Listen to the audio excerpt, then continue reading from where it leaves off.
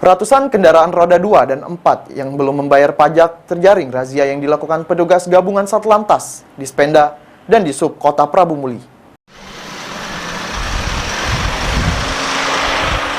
Sejumlah kendaraan yang melintas di-stop oleh petugas yang menggelar saat operasi gabungan di Bundaran Air Mancur Jalan Jenderal Sudirman, Kota Prabu Muli.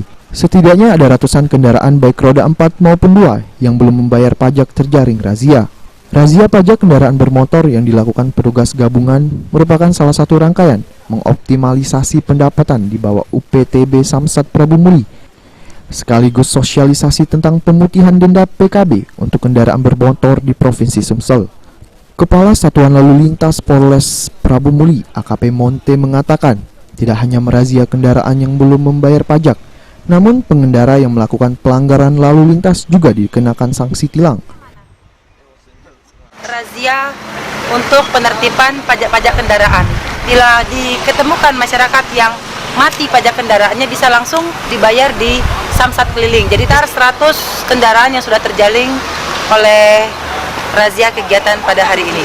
Lihat ada pelanggaran-pelanggaran lain, contohnya tidak membawa SIM, muatan yang berat, itu juga kita masukkan ke dalam target operasi kita pada hari ini. Dalam razia ini disediakan juga mobil Samsat keliling untuk para pemilik kendaraan yang terjaring razia dan langsung ingin melakukan pembayaran pajak kendaraan yang tertunggak.